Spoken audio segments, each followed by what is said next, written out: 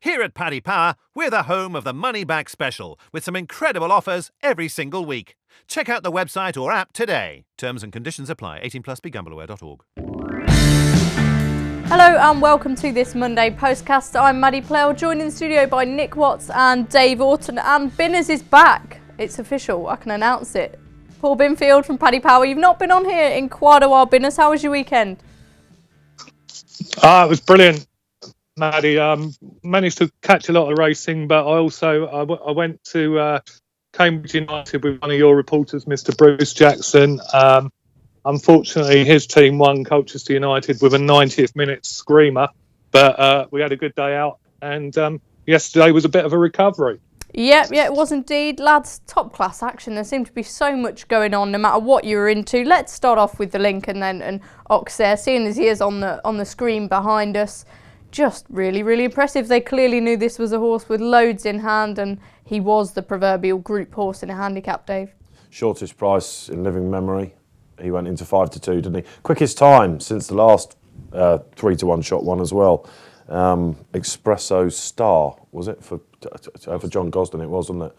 That's got a lot to do with the quick round, I think. But I love the way that James Dole, you're going to get this as a punter with James Dole all year. He just keeps things pretty simple, doesn't he? And the worry about him, if you're on a 5-2 shot with that horse, was his lack of, that big race experience.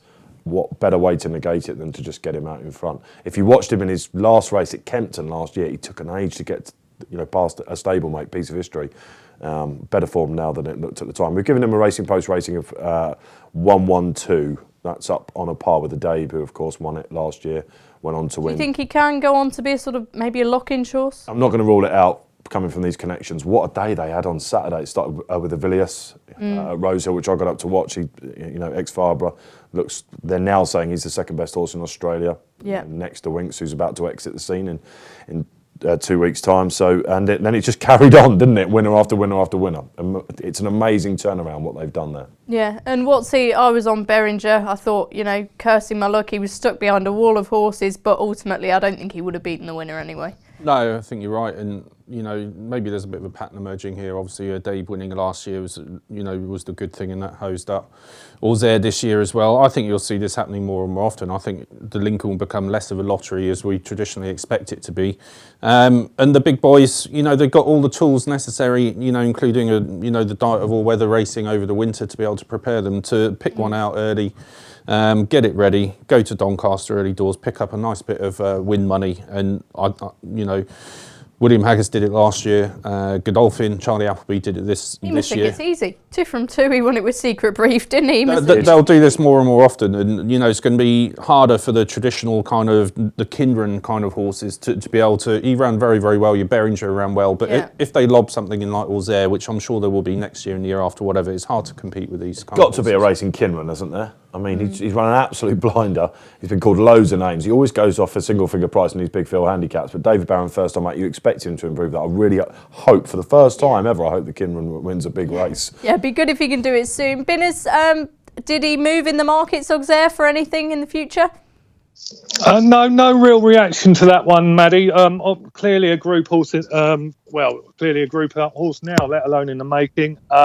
I think he's got off to Sandown now next for that Group 2 mile, and then as somebody mentioned already, possibly the lock-in after that if he did the same as last year's Lincoln winner at Sandown. Yeah, good action elsewhere on the card. Let's talk about Invincible Army a bit. He was pretty impressive in winning the Cabbage Trophy. Didn't really deliver on the promise last year, but he seems to go well fresh and decent run. They were worried about the ground going into it, Tate and his team. That's why he went out to the price he did. But loads of people would have backed him each way on that. Just kept it simple, didn't he? I can't believe the price he returned at, actually. And another big year for PJ McDonald in store as well. I'm sure. Absolutely. He's a very good jockey. Equilateral was the favourite in that, just way too keen. He's going to be one of those red herring horses, I think. Loads of lateral. Void. Loads of latent talent. But yeah, I think might be one of those. You had to be handy in it. We gave him a Racing Post rate of 116. That puts him off about £5 off the sort of minor Group 1 sprinter, so it tells you what sort of race it was. Yeah. Are you looking at Invincible Army for sort of big summer targets? Yeah, kind of. going into the race on Saturday, I was more looking at it through the prism of equilateral, because I know Dave's talked about him already, but he hosed up on his return last season at Doncaster. So he obviously had no issue with the track. He obviously went well fresh. So I was expecting him to put in a really big display on Saturday and show us what Charlie Hills has always talked about, that he is a very, very good horse, and he just, wasn't maybe mature enough last season. So for him to kind of flatter to deceive again, as Dave said, I mean, he did run on late for third, but never ever looked like troubling the front two. That to me was kind of a big cross against him, a big negative or equilateral. And I know you can forgive a horse his debut run, but bearing in mind how easily he won at the track last season on his debut, has to go down as a disappointing effort. And a few I was really impressed with was Sharjah Bridge as well. Really, really impressed with him. I guess on sort of his Balmoral form, you'd have expected him to put in a big performance, but he quickened right away. He could be in a similar shape to Auxerre. I know that obviously they have different profiles, but could go on to better things this season. The right horses, I think, in Red Starlight and Gabriel as well. Gabriel was just, your standing dish, isn't he? Especially there as well. We gave him a Racing Post rating of 114, which is £2 higher than Auxerre, so it shows there's very little between. Yeah. These big handicap winners now in listed class. Yeah, and Bangkok, really nice performance from him as well. Andrew Boulding seems to think the absolute world of him. Second, again, a bit of an eye-catcher, but for They had a good weekend, didn't they? King Power. They deserve a good year, obviously. And they've got some nice young horses coming through. Telecaster was second in that for Huey Morrison. Yeah. What an eye-catcher he was. Massive beast. Yeah, I think that should be treated as quite a good maiden, I think. And what do you make of the Sylvester de Souza King Power Racing sort of combination, because they seem to have started off in great form so far? Yeah, I mean, obviously they've got quite a lot of strength in depth to their team now, haven't they? So it's a good link up from de Souza's point of view. I'm sure, in another one of these we'll talk about the jockey's title again, but I imagine de Souza will go, enormously close once again. There was also another meeting I wanted to pick up with, if we're going to have a general chat about Saturday at Kempton that caught my eye. A horse called Derek of John Gosden, so I thought won very nicely. He's on my list. Yeah, and he's kind of come quite a long way, because he's had 3 runs. On the first of those, he finished 10th of 10. So you're thinking, oh dear, what's gone wrong there? But he won next time, and then he had a bit of work to do up the home straight at Kempton on Saturday, but he did it very comfortably, finished absolutely full of running. I think he's got 2,000 guineas entry. Obviously, he's not Gosden's first string for that. We know who that is. We know who his second string is. So it's probably hard to know where he's probably got other fish to fry, Derek, I would think, but very, very promising and a good effort. Yeah, and Paul Keeley, a masterclass in tipping for a weekend from him. Petrus, his argument, that just absolutely played out perfectly. And George Bowen, another winner at Kempton. We'll focus on the action at Kempton for now, Dave, before we look at Ascot and Meydan and all sorts. But what was your main takeout? Muta Sadir, another really good horse in the making. Love that horse. I covered his Kempton run in the analysis section, his Wolverhampton win, which looked like pretty solid form.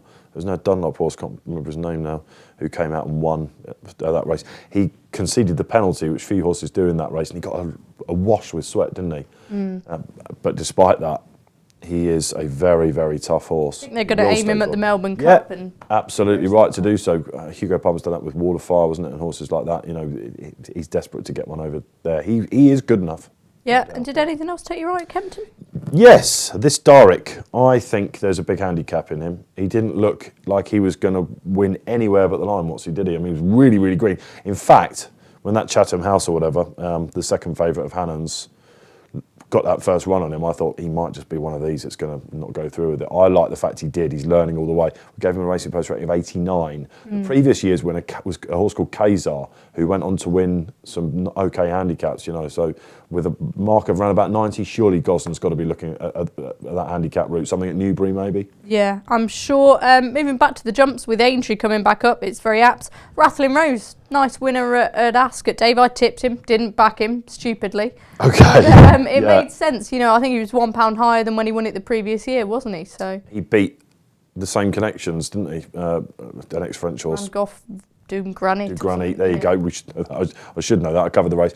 He's one of those really frustrating horses. Having backed him the last twice at Sandown, see him clout every fence, and then obviously get rid of Guy Disney in one of those military races. I jumped off him. A lot of people didn't. They kept the faith. He was £1 lower. David Pipe's horses are in sizzling form at the moment. Legal History won that juvenile handicap like he was, sort of standing on his head. Albeit it was a very messy race in behind. But whatever they're running at Aintree this week, maybe something in the bumper. Yeah, they tend to do all right in the handicaps, don't they? I know they had that Mr. Big Shot winning Good shout. last year. What's any thoughts on the jumps action? Interesting you say that. Get your RFO Racing Football Outlook tomorrow. Richard Birch, one of our columnists in there, said Scaramanga was given one of the worst rides he's ever seen in history. Not just this season, one of the worst rides really, ever. really harsh on Harry Cobden. I've got so much time for Birchie, but he's obviously had his conkers on it, hasn't he? He did, you know, he was... Puts his money where his mouth is, Birchie. He did have a good bet on him. He had nowhere to go, Scaramanga. He got bumped around like it was Dodgems. Harry Cobden was fuming when he came off. He would have given the winner quite a bit to think about. Whether he would have won... Well, buy your RFO tomorrow and see if you agree. It was my eye Birchie. catcher in the analysis section, Watsy, but to say it was given the worst ride of all time, Birchie, that's painful. Dave Orton is not happy with that. Binners, any eye catchers or any takeouts from the jumps action? Well, no, I didn't go to Ascot yesterday, Maddie, but Dave's already mentioned David Pipe's horses in good form. Tom Skew, of course, rode that double on Legal History and Rattling Rose. And then another rider who did really well at Ascot yesterday was John Joe O'Neill Jr., who's had a brilliant season. He's on fire. He won the 2 mile 5 furlong handicap chase on Princeton Royale. And then he was seen to good effect again on Black Buble in the handicap hurdle over 2.7.5. So John Joe O'Neill Jr., maybe he'll have a couple of winners up at Aintree this week. Proper rider, isn't he? I remember watching that race that he won the chase on and thinking, oh, that's a great ride, I wonder who was on it, and then I found out, wasn't surprised at all.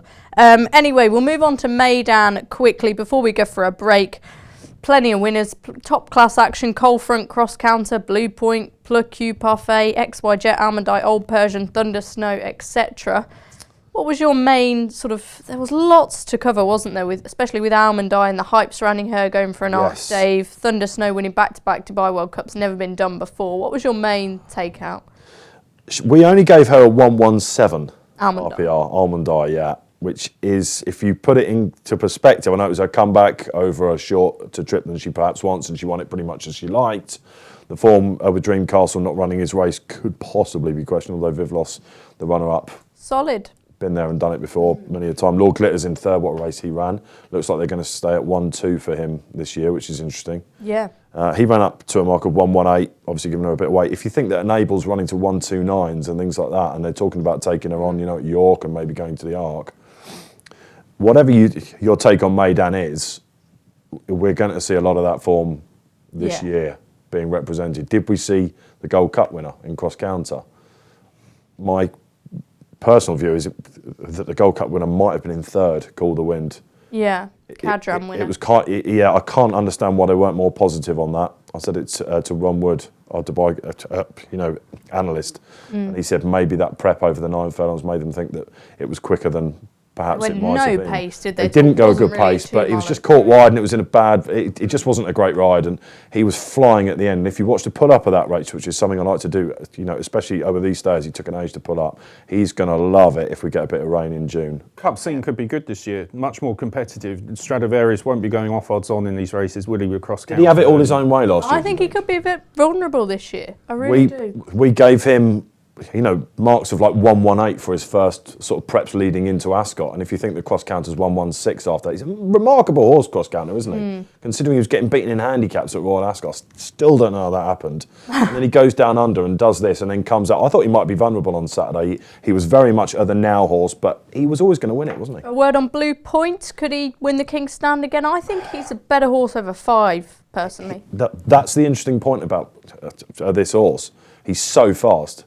Buick was saying in his pre-race interviews, I've never rode a 2-year-old as fast as him prior to his debut. It's taken him a long time to sort of grow up. Batash went a bit too hard in the King's Stand last year, I think, and he picked up the pieces. But he now shows that he can get 6. Whether he'll get it at Ascot is a different point, but it's going to be the King's Stand for him, I think. Yeah, he does have a good record at Ascot. Binners, lots of action at Meydan. Any market movers from that? Almondite, again, they've said the Arc. Any prices on her? Yes, indeed, Maddie. For Almondite, she's 5-1 joint second favourite now, behind Enable, together with Sea of Class. She was 12-1 before the race. A few punters disagreeing with about Cross Counter and our odds compilers. We went 12-1 immediately after the race for the Ascot Gold Cup. That one's now 12-1. Went into 8-1 and now 13-2 second favourite. We've seen a lot of money for that one. And Blue Point, Charlie Appleby very, very bullish about this horse.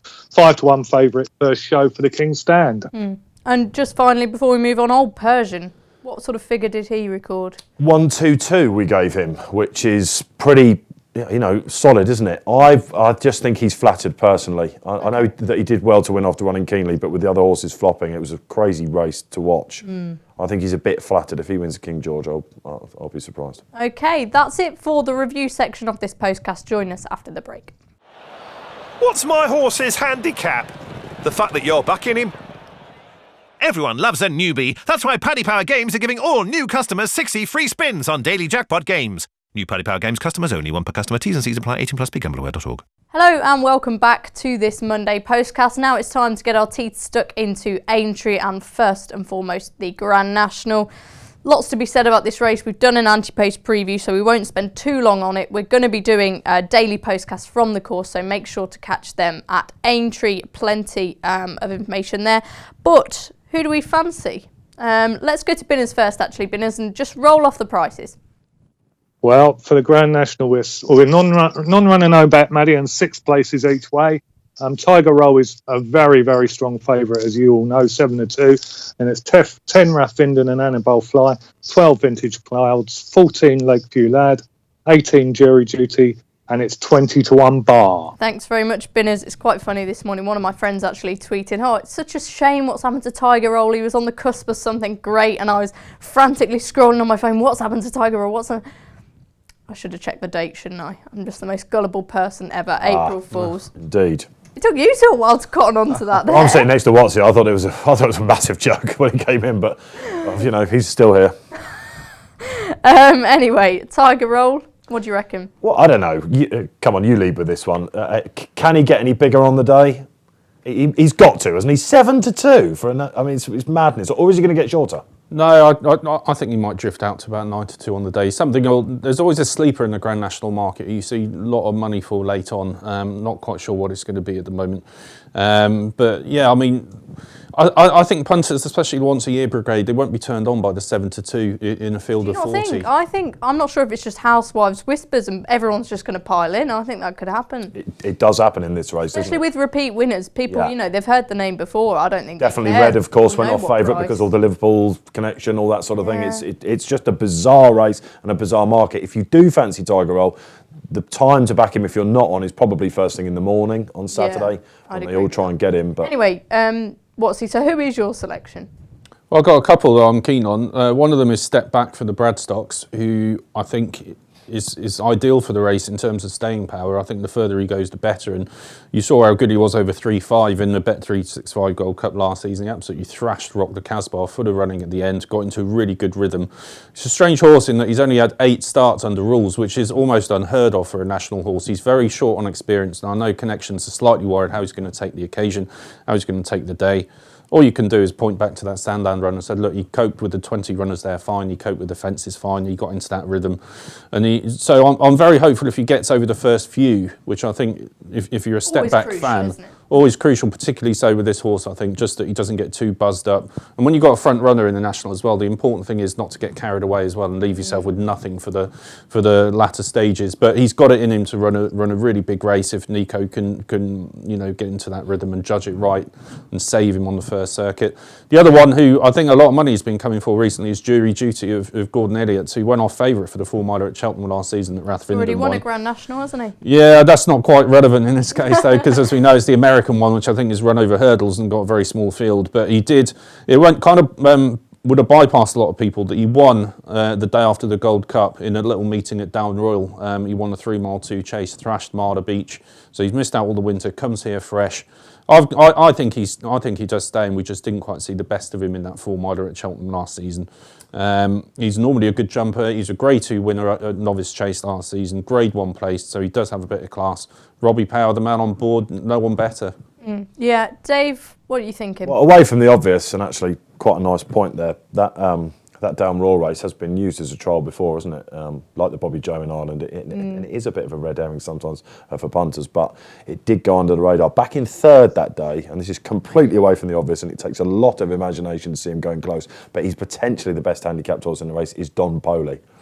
who everyone calls Wow. Dons. Yeah, he is. I thought he shaped a lot better for the first time in an age in that race. He's in the sales, isn't he? Dave, go up and buy him. You can have a he's Grand in the National sales. winner. He's for sale on Thursday. We could go up and buy him potentially. I'd need I your love how backing. you're roping what's here. I'd need his backing. You know, he's a farmer. He's got all the money in the world. I don't know about I've got a horrible feeling that he's going to run really, really well. So Why would Michael O'Leary be giving him away, if not giving him away, but selling him if he thought that Dom He's got Tiger Roll, hasn't he, for starters? One of 12 or 13 from Gordon's as well that could be running. We should mention that. What do we think on that? But before we move on, as I say, I'm keen we don't spend too much time on this. But what do we think? Do we think there should be some sort of limit? No.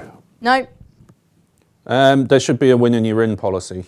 Right. No matter, doesn't that sort of take away from the handicap purpose of the race, though, in that a horse rated No, I a think lot you should lower? be rewarded for winning long distance like the chases Breeders' with Cup or the with Melbourne an Cup entry in the Grand Okay. National. Okay, that's fair. Binners, we'll go back to you for your selection. Well, I've got a couple of big prices, Maddie. Maldini to give the presenting Percy connections a bit of compensation for Cheltenham. This one just beaten in last year's Kim Muir by Missed Approach. Had a pipe opener in a beginner's chase at Limerick last month over an inadequate 2 miles, so I think he might run well. And Baltor for Nicky Henderson. I know the champion trainer's never won the race, and also he could go for the Topham on Friday, but apparently he's been reportedly brilliant over the national fences. And I was at Ascot when he won the Silver Cup, and I thought that was some performance.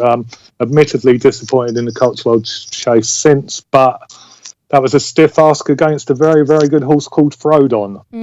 Indeed. For what it's worth, I think One for Arthur could run well. Course form's always a premium. He's not had an ideal prep, I know that, but we know he stays really well. If he gets the looking run, I think he could run into a place.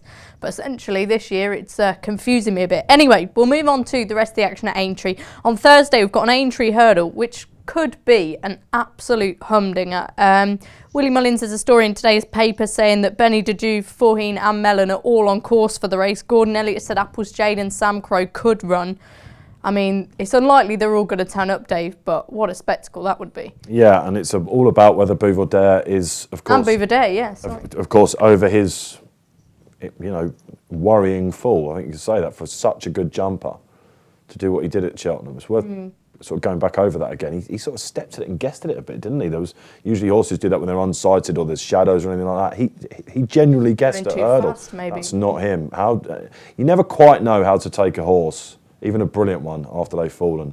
And at the moment, he's around about the even money mark, 11 to 10. You have to say it looks a bit skinny in that field. I'm a huge fan, and he's won there, of course, and over the trip. But Would you be taking him on? Yeah, I think I probably would, especially at that price. I mean, Dave mentions the jumping. I don't want to sound negative because you never want a horse to fall, but I could kind of see that coming because he had been getting lower and lower. He You were there with your crystal ball, were you? Kempton at Christmas. No, Kempton Yeah. at Christmas, he made a horrendous blunder 3 out, and that's what, or 2 out, and that was what caused him to lose the race against Verdana Blue. Even when he beat Sam Crow at Newcastle, he smashed through the last. And as Nicky Henderson rightly pointed out afterwards, the way he jumps, there's a very small margin for error. Yeah. You know, you get it right and you look brilliant, you just go a bit too low, and you do what happens to him at Cheltenham. So I wouldn't want to back him at even money in a deep field. And whereas you could have legitimate concerns about a horse like Apples Jade at Cheltenham, bearing in mind her record, she of course has been to Aintree before and excelled around there as a juvenile. So you wouldn't have any of those worries. I'd be very interested if Gordon sends her over. Yeah, I don't think she'll run, excuse me, because I don't think there's been enough rain, but I'd be very interested in Benny Dudger. I really would. I think there was something about the way she tanked around Cheltenham. Another faller. Yeah, another faller at the Unbelievable fall, wasn't it, on the same I just think day. maybe there's something a bit special about her. But anyway, we'll wait and see. And what about the bowl? Clanderzobo outstayed, would it be fair to say, in the Gold Cup? Can he do what many Nichols horses have done and go on and win at Aintree? What's he? He could do. He ran in the race last season, didn't he? Where it was very much experience for him that day from Nichols. Bear in mind, this was the season where he really wanted him to come to the fore, and he finished an encouraging third. He could do. Cheltenham just doesn't seem to suit him. I mean, I think that took his record to 0 from 5 at the track. It was certainly 0 from 4 at least. And maybe possibly doesn't quite stay. Doesn't like the track, I don't think. But I'd be very interested if Kenboy went for this, because I did have legitimate kind of stamina worries about him going into the Gold Cup, because it would have been a differently run race to the one he won at Leopardstown at Christmas. But I think on this much sharper, mild-made track, don't know quite what happened to him at Cheltenham because I was kind of fixed on the runners at the front of the race, and Yeah. and afterwards they said, "Oh, Ken Boy's gone at the first," and I kind of didn't really see it, so I'm not quite sure what happened there. But obviously he had no race at all, so he comes here perfectly fresh. It'd be a fantastic race. On the track and on the sharpness of the track where you could do with a bit of speed, this could really suit Ken Boy if he comes over. Yeah, and what do you? I mean, a lot of people say these races take the form with a pinch of salt because obviously a lot of horses have been out for a long time and it's getting towards the end of the season. Do you think that's a load of rubbish? No, I mean, Depends what sort of season they've had. you see a lot of horses over the last few years that have done the double at Cheltenham and Aintree. Definitely decided it a few years ago. He runs again this week, so he could do a kind of double. Might Bite came out of a really tough race at Cheltenham last season and then won this race. So I think horses can do it. I think, Punchestown maybe is the kind of time where you have to worry if a jumps horse has gone over the top. I think they're still kind of more or less in the same form now as they have been all season, Dave, would you say? Yeah. Who wins the Melling Chase, Dave? The Melling Chase, the Bowl Bowl. Chase. I mean, Next. I'm drawn to Ken Boy as well. I thought he'd go well in the Gold Cup. Obviously, that was an early exit. Can't have had too hard a race, can it? And it was an unseat rather than a fault. Yes, of course, that is a slight worry coming in.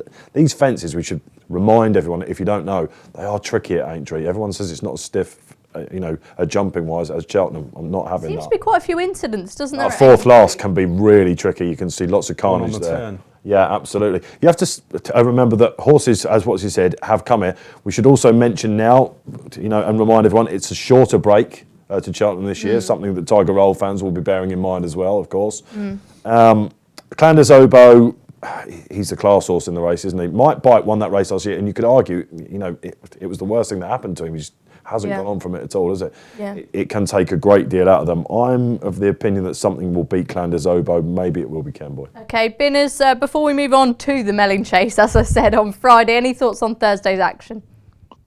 Yeah, I agree with the lads, actually. Ken Boy, I was at Leopardstown over Christmas, saw him win the Savills Chase, thought he was very impressive in that. I thought he'd have a massive chance in the Gold Cup, and sadly he did depart at the first fence. Our odds compilers do seem quite keen on Clanders Oboe, actually, Maddie. I think they're keeping him on side. The track will suit. It's a bit easier than Cheltenham, and the rain on the day of the Gold Cup went against the favourite. So I can see one of the top two in the market winning that race. Okay, and as I said, Altior out of the Melling Chase leaves it a little bit open. We got Politolog, Surname, Min waiting patiently, horses like that all in here. Who do you see coming out on top, Watsy? Well, I read today in today's post that Surname probably isn't going to go. I think they're keeping him for Sandown, which I can completely understand. That'd be a fantastic race for us to mull over further down the line. But I think it could come to a rerun of last year with Min and Politolog. Politolog surprised me at Cheltenham. I've never really thought it was his track. He's never really excelled there in the past. So for him to run as well as he did in the Champion Chase, albeit Altior was probably not at his peak that day, I would suggest. But he still finished a good second in that. We know that Aintree suits him a whole lot better than Cheltenham does. He's one of those that could have had a tough race, like Dave said. There is that added question mark this year of a short turnaround between Cheltenham and Aintree. He ran his heart out. Min was rubbish at Cheltenham. Min was rubbish at Cheltenham. I'm not sure Min's a real stayer at 2.5. I would think Politolog would see this out better, and I would side with him. It's quite hard horse to trust, isn't to it? say that he doesn't stay, though, Watsy, having been beaten, a nose or whatever it was last year on what will be worse ground. And I think if you're a Min fan, there are definite reasons for thinking he will reverse form with, the grey. If you go back 12 months, Politolog had the easier race at Cheltenham, if you like, than Min, who was in there fighting all the way. Yeah. And that might just have cost him a little bit. But whether either of them sort of follow up, I'm not sure. Waiting patiently, we've got an era. Yeah, what are the rest? I mean, he might not run with, the ground looking pretty good. You've got to hope they water it so much, don't they, up at Aintree? Yeah, I don't think the nice ground will to be see in. him. The ground won't be a problem up there. I don't think it's not going to be rattling quick. And as Dave said, they'll chuck plenty of water on if it doesn't rain. So they should run waiting patiently. There's a bet in this, and it's Road to Respect, I think. He's officially rated £1 higher than the two market leaders, and very little went right for him.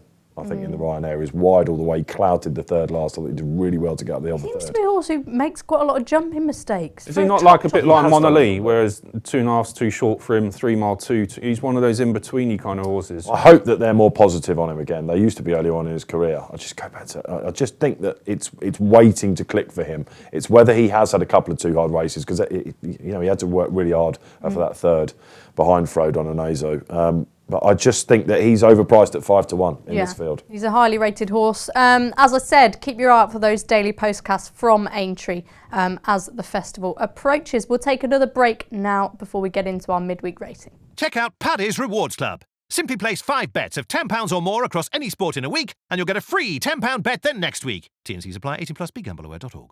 Welcome back to this final instalment of the Monday Postcast.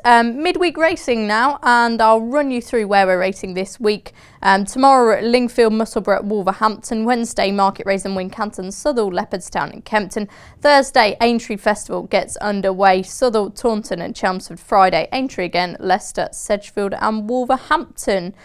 The focus is obviously going to be on the national and the national meeting this week, lads, but there is good action elsewhere, Dave. Leopardstown on Wednesday, back on the flap there. Now there's a listed race with some old characters in it. Verbal Dexterity with Jim Bolger looks interesting. He just didn't cut the mustard, did he, as a 3-year-old? But he's a great big chap. I expect him to bounce back and win an all right race. He'd be interesting. Yeah, and this time of year it's great, isn't it? Because we get the best of both worlds. Any midweek fancies aside from your nap?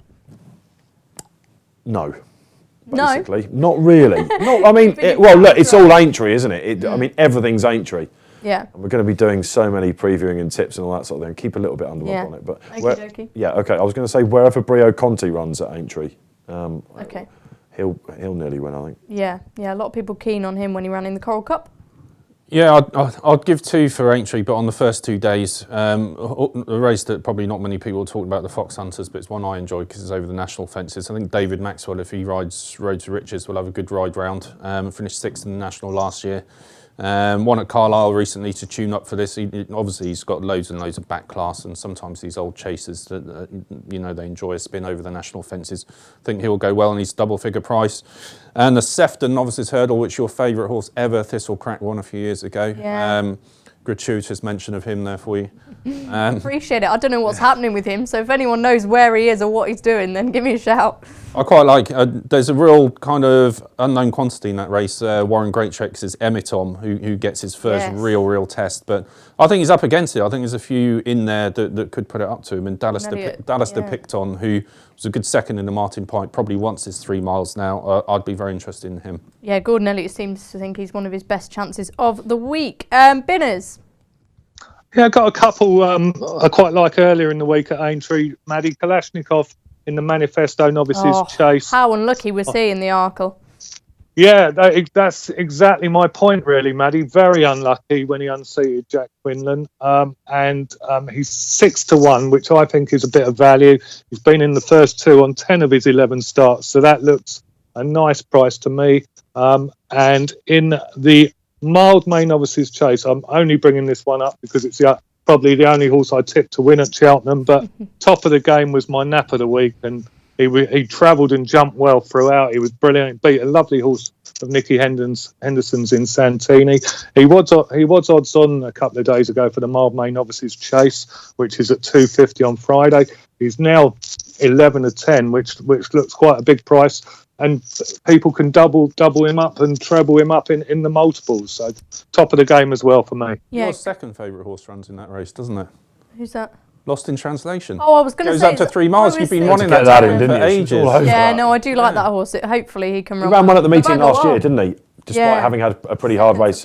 Yeah, I'll definitely be keeping my eye on him. There we go. Then that can be my midweek selection. Le Bagois, as I said, going to be running in that race as well, so it could be a real potential cracker. Let's move on to the midweek naps. Dave Orton, who is your main selection? I could have given 10. Keep it nice and simple and go for the Topham. Call it Magic, Ross O'Sullivan. 4th in the Beecher. Watch that video back on our website and you will find it hard not to back him over this shorter trip. I like the sound of that. Watsy? And Dallas de Picton for me in the Sefton. Nice. And Paul Binfield? Nick Watts rather stole my thunder talking about a horse called Emitom running in the Sefton, so I'm going to take on that Dallas Day Picton with Emitom. He's unbeaten in bumpers and 3 novice hurdles. Warren Greatrex has said that he thinks this is the best he's had through his hands, which is some statement given he's got La Bague au Roi, and they deliberately missed Cheltenham for Aintree, and I think he will beat the favourite in the Sefton. Nicely done. Well, thanks for joining us on this Monday. Make sure to rate, review and subscribe. As always, as I mentioned, Bruce will be back to preview all the action at Aintree throughout the week, so keep your eyes peeled for those. Best of luck with your bets and we'll see you soon. Paddy Power Games has over 250 of your favourites to play online, and we're going to attempt to name them all in this 10-second ad before the T's and C's kick in. There's Blackjack, 18+, begambleaware.org.